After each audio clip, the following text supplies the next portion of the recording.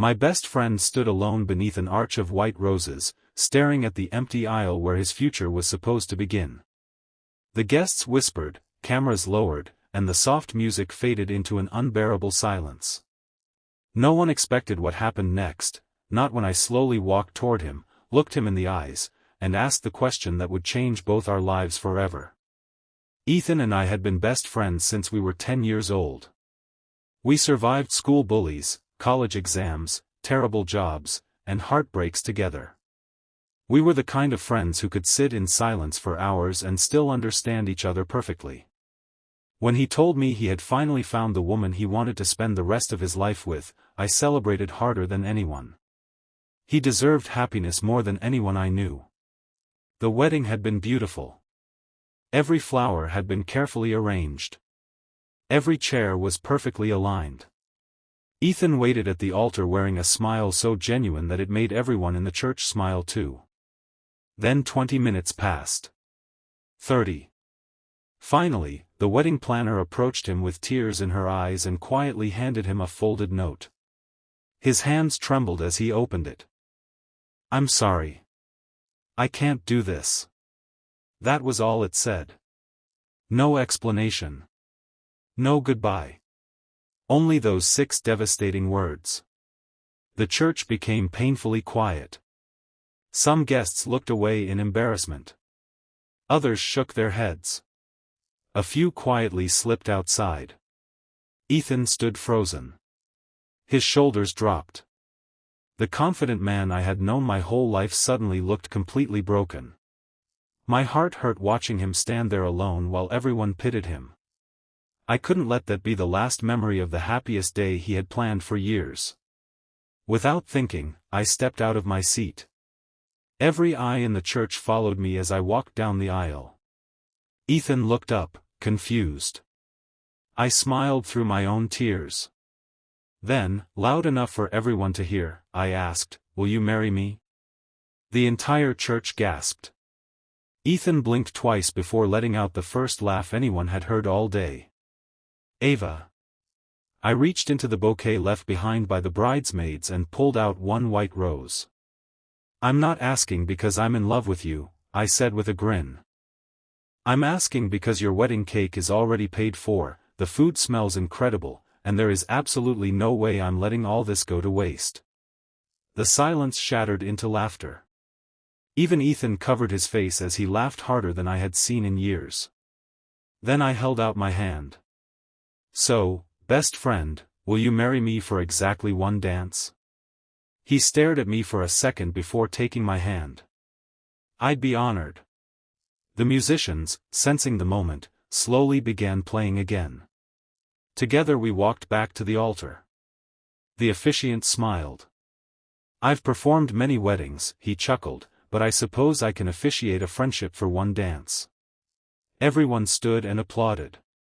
When the music began, Ethan and I danced in the middle of the church while our friends and family surrounded us. There were no vows. No rings. No promises except one.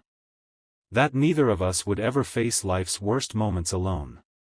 Halfway through the song, something unexpected happened. Guests started joining us. Parents. Grandparents. Children. Couples who had been married for decades. Single friends. Everyone filled the dance floor. What had begun as a heartbreaking disaster became a celebration of friendship, family, and second chances. Later that evening, instead of canceling the reception, Ethan raised a glass.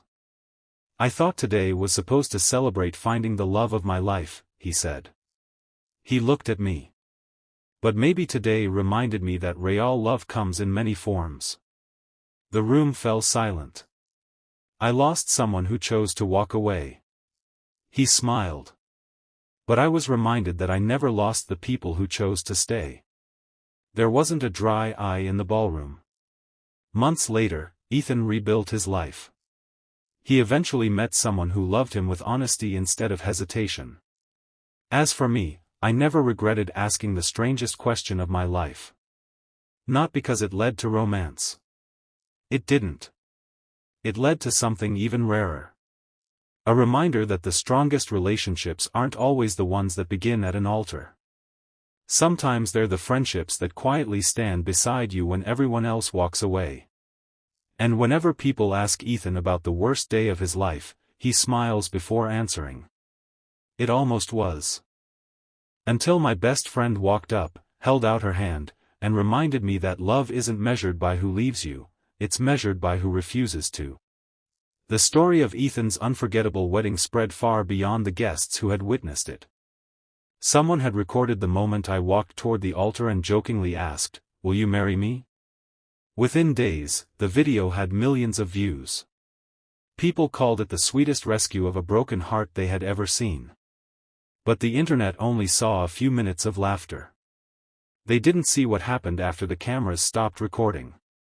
The morning after the wedding, I knocked on Ethan's apartment door carrying 2 coffees and a bag of his favorite blueberry muffins. He opened the door wearing the same suit pants from the night before and a faded t-shirt. His eyes were swollen from crying. "I figured you'd skip breakfast," I said, holding up the bag. He managed a weak smile. "You know me too well." We sat on the balcony overlooking the city as the sun climbed into the sky. Neither of us spoke for several minutes. Sometimes friendship didn't need words. Finally, Ethan broke the silence. "I keep wondering what I did wrong." "You didn't do anything wrong," I replied gently. "But she left. She left because she made her choice. That doesn't define your worth."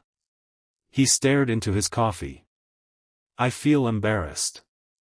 I shook my head. "No. You were honest. You loved completely. There's nothing embarrassing about that." For the first time since the wedding, he looked at me with a little hope. Over the following weeks, life slowly returned to normal. Ethan went back to work, though everyone in the office treated him with unusual kindness.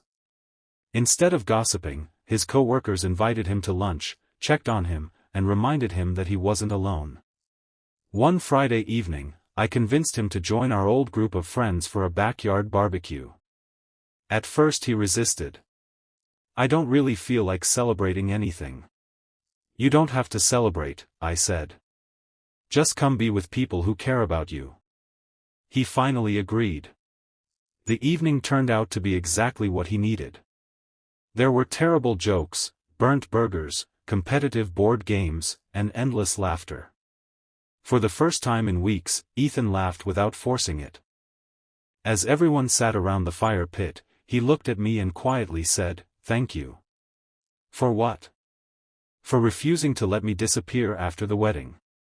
I smiled. "That's what best friends do."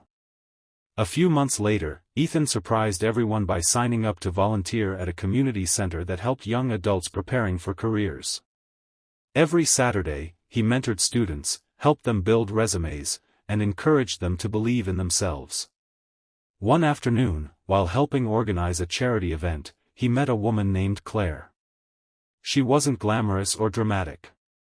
She simply smiled, introduced herself, and spent the afternoon working beside him. There were no fireworks. No instant romance. Just comfortable conversation. They talked about books, travel, family, and life after disappointment. Unlike before, Ethan didn't rush anything. He had learned that real love grows through trust, honesty, and patience. Months later, he invited me to dinner. As soon as I arrived, Claire greeted me with a warm hug. "So you're the famous best friend," she laughed. "The one who almost got married?" I grinned. "Only for one dance." Claire smiled. "I've watched that video more times than I can count." Ethan rolled his eyes. "I'll never escape it." "No," Claire said softly, taking his hand. "And I hope you never do. Because that moment reminded you how deeply you are loved." He looked at her with the kind of peaceful smile I hadn't seen before. Not the excited smile of someone chasing a dream. The calm smile of someone who had finally found home. As I watched them together, I realized something important. The happiest endings don't always come from perfect beginnings. Sometimes they grow from broken moments, unexpected kindness, and the people who refuse to let you face life's storms alone. Watching my best friend find hope again was the greatest wedding gift either of us could have imagined, even if the wedding itself had never happened. A year passed, and life looked completely different from the day Ethan had been left standing alone at the altar. The painful memories hadn't disappeared, but they no longer controlled him. Instead of avoiding weddings, he attended them with a genuine smile. Instead of wondering why someone had left him, he focused on the people who had stayed. Claire became one of those people. She never tried to replace the past or erase it. She simply accepted Ethan exactly as he was. She knew about the wedding that never happened, the viral video, and even my ridiculous proposal in front of hundreds of guests. One evening, the three of us met at our favorite little cafe. Claire laughed as she looked at me. "I have to ask, were you nervous when you walked down that aisle?" I smiled. Terrified. "But you still did it." I couldn't watch my best friend believe he was alone. Ethan looked down for a moment before quietly saying, "You saved me that day." I immediately shook my head. "No, Ethan. I reminded you of something you had forgotten." "What was that?" "That one person's decision doesn't determine your value." His eyes filled with emotion. A few weeks later, Ethan called me unexpectedly. "We're something nice on Saturday," he said. "Why?" "It's a surprise." Saturday evening arrived, and he picked me up without revealing where we were going. After a short drive, we stopped in front of the same church where everything had happened a year earlier. I looked at him in confusion. "What are we doing here?" He smiled. "Come inside." The church doors opened. This time, there were flowers again. Soft music filled the room. Family and friends stood smiling. At the front stood Claire, dressed in a simple ivory gown. My eyes widened. "Ethan." He laughed. "I'm getting married." "You planned this without telling me?" "I wanted one surprise that would make you cry for a good reason." I was already crying. As the ceremony began, Ethan glanced toward me before looking at Claire. "This building once held the worst day of my life," he said during his vows. "But today it holds the best." He took Claire's hands. "You didn't rescue me. You simply loved me while I rescued myself." Claire smiled through tears. "And I'll keep choosing you every single day." There wasn't a dry eye in the church. After they exchanged rings and were pronounced husband and wife, everyone applauded louder than I had ever heard. During the reception, Ethan tapped his glass for attention. "I have one more thing to do." He walked toward me carrying a small velvet box. The guests exchanged curious looks. He opened the box. Inside was not a ring. It was a silver bracelet engraved with 4 simple words, "For one dance forever." He fastened it around my wrist. "You gave me hope when I couldn't find it myself," he said. "You reminded me that family isn't always the people we're born with.